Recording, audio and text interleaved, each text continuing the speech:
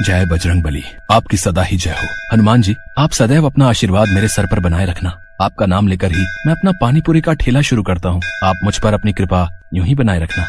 आओ आओ, बढ़िया ताजी स्वादिष्ट चटपटी पानी पूरी खाओ। ऐसी पानी पूरी आज तक नहीं खाई होगी। 10 रुपए में 20 पानी पूरी, सस्ती और खस्ता भी। आओ आओ। पानी पूरी का ठेला, लच्छू पानी पूरी वाला। मेरे ठेले के सामने एक नया ठेला लग गया। भोला पिछले कई सालों से पानीपुरी का ठेला चला रहा था।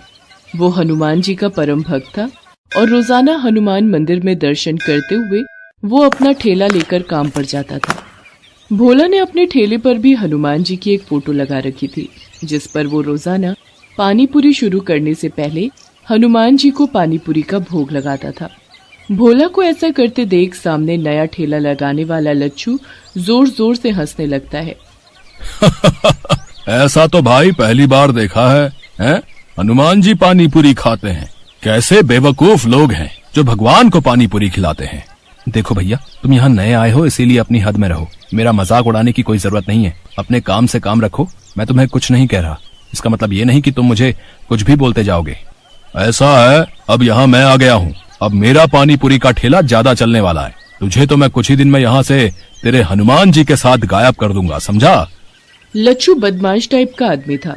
उसके कई बदमाश दोस्त थे जो खाली समय में उसके ठेले पर आकर मौज मस्ती करते थे। लच्छू जो पानी पूरी बनाता था उसका तरीका बहुत ही गंदा था। ये बात किसी को भी पता नहीं थी। ये काम वो चोरी छुपे करता था। भोला अपनी पत्नी ममता को इस बारे में बताता रहता था। ममता, तुम नहीं जानती हो, वो नया पानी पूरी वाला लच्छू बहुत ही गंदा इंसान है। वो ग्राहकों को गंदे पानी और पुराने मसालों से बनी पानी पूरी खिलाता है। ये बात कोई ग्राहक नहीं समझता। सबको बस सस्ता दिखता है। इसी वजह से मेरे ठेले पर ग्राहकों का आना बहुत कम हो गया है। सब लच्छू के ठेले पर ही जाते हैं। सुनो जी, बेईमानी की नींव पर खड़ी इमारत की दीवारें बहुत कच्ची होती हैं। देखना, ये लच्छू ज्यादा दिन टिक नहीं पाएगा। और आप तो अपने हनुमान जी पर विश्वास रखते हो ना, तो अपनी सारी चिंता छोड़ दो। भोला हनुमान जी का ध्यान करके सो जाता है। अगले दिन भोला जब अपना ठेला लेकर बाजार पहुंचता है तो उसके ठेले पर कुछ बदमाश आ जाते हैं। ओए, पानी पूरी खिला तो जरा, देखें तेरी पानी पूरी में कितना स्वाद है। जी अभी खिलाता हूँ, ये लीजिए। कल्लू भाई, पानी पूरी में ज्यादा स्वाद नहीं है। थोड़ा तीखा और मिला बे। मेरा दोस्त कई दिनों बाद आया है, इसे जी भर के पानी पूरी खिला। तभी 2 आदमी और आ जाते हैं और वो भी उन्हीं दोनों बदमाशों के दोस्त होते हैं। वो भी साथ में पानी पूरी खाने लगते हैं। उनमें से 2 लोग भोला के सिर पर मार मार कर बात कर रहे थे। भोला को ये सब पसंद नहीं आ रहा था। अरे आप लोग ये कैसी हरकत कर रहे हैं? खिला तो रहा हूँ, इंसान हूँ, कोई मशीन नहीं। खिलाने में समय तो लगता ही है। अब आप 4, मैं 1 खिलाने वाला। चलो भाई चलते हैं, बस कर बे। अरे अरे, कहाँ जा रहे हो? मेरे पैसे तो दे जाओ। कौन से पैसे? अरे तुम लोगों ने जो पानी पूरी खाई है, मैं उसके पैसे मांग रहा हूँ। हमसे पैसे मांगेगा? जा नहीं देते। बोल क्या कर लेगा? ये क्या बदतमीजी है? तुम तो गुंडागर्दी कर रहे हो। मेरी मेहनत की कमाई है, वो तो तुम्हें देनी ही पड़ेगी। साले, हमसे पैसे मांगता है, अभी तुझे बताते हैं। चारों बदमाश भोला को बुरी तरह पीटने लगते हैं और उसका पानी पूरी का ठेला पूरा तोड़ देते हैं। सामने खड़ा लच्छू पानी पूरी वाला जोर जोर से हंस रहा था। और मारो, आज के बाद इसे पानी पूरी बेचने के लायक ही मत छोड़ना। आसपास से जाते हुए लोग बदमाशों से इतना डर गए थे कि कोई भी भोला की मदद को नहीं आया। बदमाश लच्छू के दोस्त थे। वो जब वहां से चले गए तब एक व्यक्ति ने भोला की मदद की और उसे रिक्शा पर बिठाया। भोला लहूलुहान घर पहुंचा। उसकी हालत देखकर ममता घबरा गई और उसे डॉक्टर के पास ले गई। भोला के हाथ पैरों में बहुत चोट थी। डॉक्टर ने भोला को कुछ दिन आराम के लिए बोल दिया। ममता, ये सब उस बदमाश लच्छू पानी पूरी वाले का ही किया धरा है।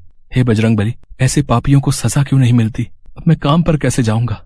भोला अभी ममता से बात कर ही रहा था कि तभी दरवाजे पर दस्तक होती है। कौन है? रुको, आती हूँ। अरे रतन, तू? प्रणाम दीदी, कैसी हो? अरे ये जीजा जी को क्या हुआ? ये चोट? तू आप बैठ, पहले कुछ खा पी ले, फिर सारी बात बताती हूँ। रतन, तुम तो कभी शहर आते नहीं हो, अचानक कैसे आना हुआ? बस जीजा जी, आपसे और दीदी से मिलने का मन था और मुझे शहर में थोड़ा काम भी था। ममता का भाई रतन गांव में रहता है। उसका शहर आना बहुत कम होता है। ममता भोला के साथ हुए हादसे के बारे में रतन को बताती है, जिसे सुनकर रतन गुस्से में आ जाता है। दीदी, तुम चिंता मत करो, अब मैं आ गया हूँ। मेरे रहते जीजा जी का काम कोई बंद नहीं कर सकता। कल से मैं पानी पूरी का ठेला लगाऊंगा। देखता हूँ किसमें हिम्मत है जो मुझे वहां से हटा दे। रतन की बात सुनकर ममता और भोला पहले तो थोड़ा घबरा जाते हैं, पर रतन उन्हें समझा देता है। अगले दिन रतन पानीपुरी का ठेला लेकर बाजार पहुंचता है।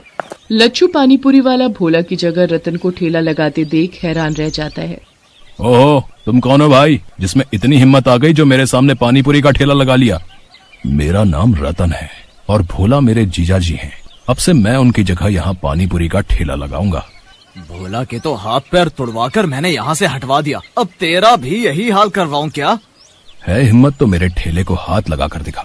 अभी अपने दोस्तों को फोन करता हूँ। हाँ। रतन ग्राहकों को पानीपुरी खिलाने लगता है। इतनी देर में लच्छू उन्हीं बदमाशों को बुला लेता है। ये रहा भोला का साला रतन, इसे भी इतना मारो कि ये भी खटिया पकड़ ले। अरे मेरे हाथ को क्या हुआ? मेरा हाथ एक जगह पर रुक क्यों गया है? मैं इसे मार क्यों नहीं पा रहा? मेरे साथ भी यही हो रहा है, मेरे भी दोनों पैर जमीन से चिपक गए हैं, मैं तो हिल भी नहीं पा रहा। मेरे जीजा जी को तुम लोगों ने मारा था, अब मेरा ठेला तोड़ने आए हो। अभी तुम्हें सबक सिखाता हूँ, ये लो। रतन उन बदमाशों को ऊपर नीचे घुमाता जाता है। वो उन्हें कभी आसमान में उड़ा देता है, कभी जमीन पर पटक देता है। रतन वास्तव में कोई और नहीं बल्कि हनुमान जी थे, जो भोला की सहायता के लिए धरती पर आए थे। वो तो बदमाशों को सबक सिखाना चाहते थे ताकि वो दोबारा कभी भोला को परेशान न कर सके, और ऐसा ही हुआ। बदमाश डर कर वहां से भाग गए। रतन गुस्से में लच्छू के ठेले पर जाता है। उसे देखकर लच्छू घबरा जाता है और माफी मांगता है। मुझे माफ कर दो रतन, मुझसे गलती हो गई। मैं आज के बाद कभी भी भोला को परेशान नहीं करूंगा। मेरा ठेला मत तोड़ना, मेरे घर में मेरी बीवी और बच्चे हैं, मैं इसी रोजगार के सहारे अपना घर चलाता हूँ। घबराओ नहीं, मैं तुम्हारे साथ ऐसा सलूक नहीं करूंगा जैसा तुमने किया। मैं तो बस तुम्हें समझाने आया हूँ। हमेशा याद रखना, दूसरों से ईर्ष्या करके कुछ नहीं मिलता, अपना ही नुकसान होता है। इसलिए अपने काम में मन लगाओ, दूसरों को मत देखो, वरना पापियों को दंड देते भगवान को देर नहीं लगती। उस दिन के बाद लच्छू ने अपने काम में ध्यान लगाना शुरू कर दिया। रतन लच्छू के सामने ही ठेले पर पानीपुरी बेचता था। रतन की पानीपुरी लोगों को इतनी स्वादिष्ट लगती थी कि लोगों की भीड़ बढ़ती चली गई।